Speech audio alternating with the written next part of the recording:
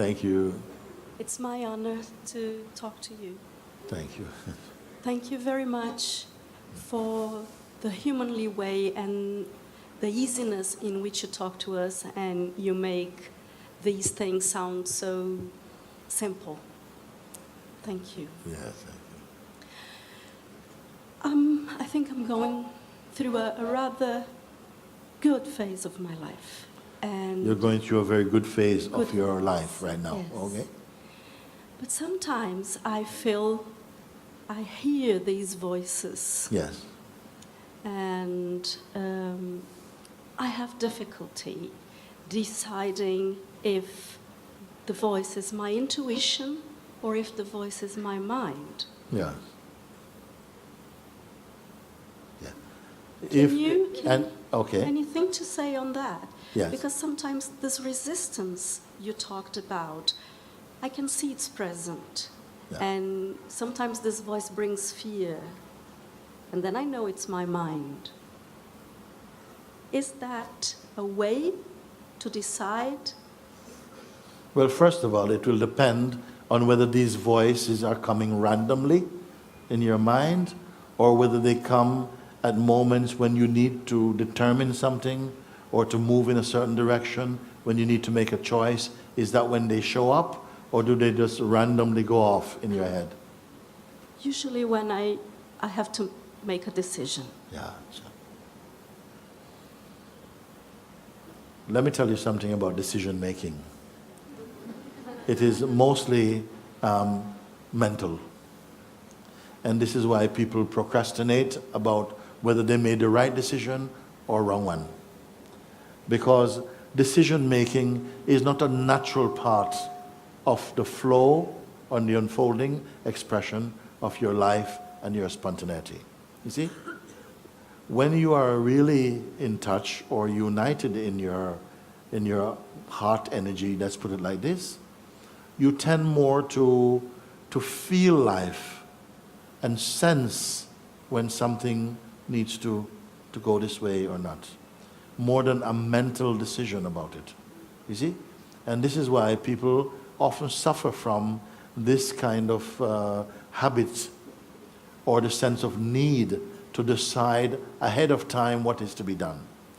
Of course, in your life, sometimes you have to act early. For instance, if you have to buy a ticket to go back to your country, you may have to do it earlier to get the best deal or whatever. There are practical uses for the functioning mind.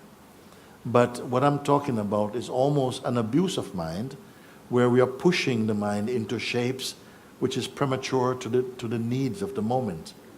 If you get into that state, that habit, you may trigger these kind of voices to come in your head, and they will not always be true.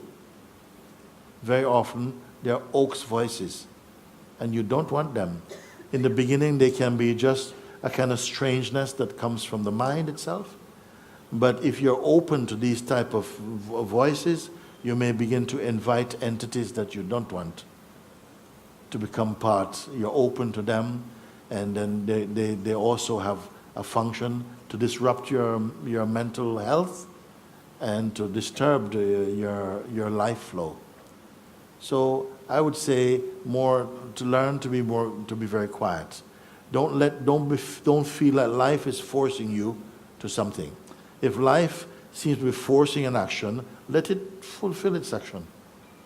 But if you feel like you're here and there's all this stress and tension, I can show you how to bring that kind of stressful way of thinking back into harmony again. You see? And so learning to observe your energies is very important. It's very, very simple. Everything that you feel, every sensation, every object, every emotion is only like a cloud passing in the infinite sky. Everything is a movement. If you understand that, you'll understand simply by looking, and you see whatever it is, even your favorite things, you cannot retain unbroken contact with them. By the law of nature, they will float on, and new things will come and replace them in your interest, in your vision. You see, like that. if you observe for a while, it becomes very, very clear that this is just how it is in life. Knowing this, how ephemeral the appearances in life are, you will not put so much energy, naturally, to pursue something whose life duration is so short. As human beings, we put a tremendous amount of energy, okay, to obtain things which are momentary, to get things which are impermanent. You see, a lot of energy, When the body that you need to enjoy it is also changing. Also, everything is moving. So we have the fantasy still that somehow these things will bring us to some final happiness which doesn't go away, but it will not come through the mind. So this is something, again. Once you know and you begin to enter into the space I'm introducing, you will not feel so much interest in decision making. They'll feel like, why be forceful about it?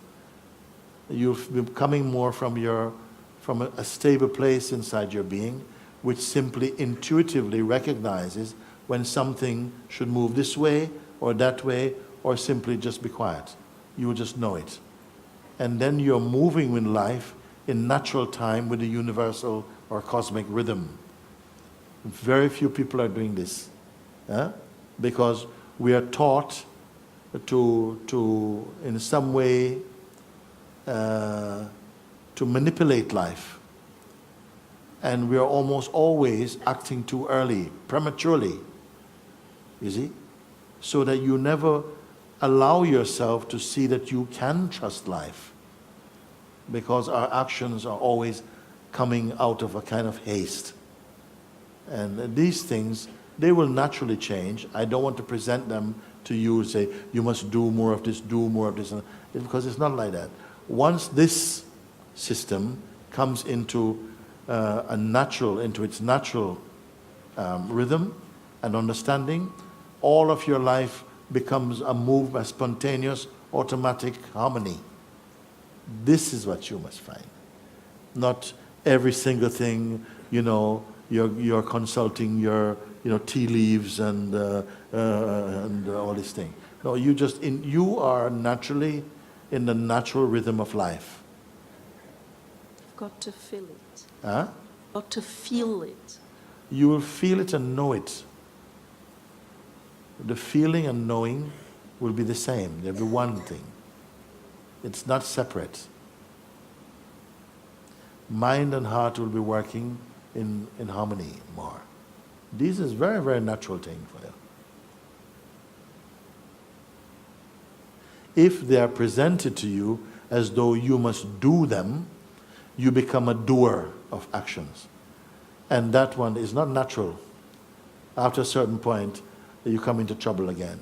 But when you realize that the universe, it works like that anyway, and that your own system is made to be in tune with the universal rhythm, then it will not be a stress or a strain for you.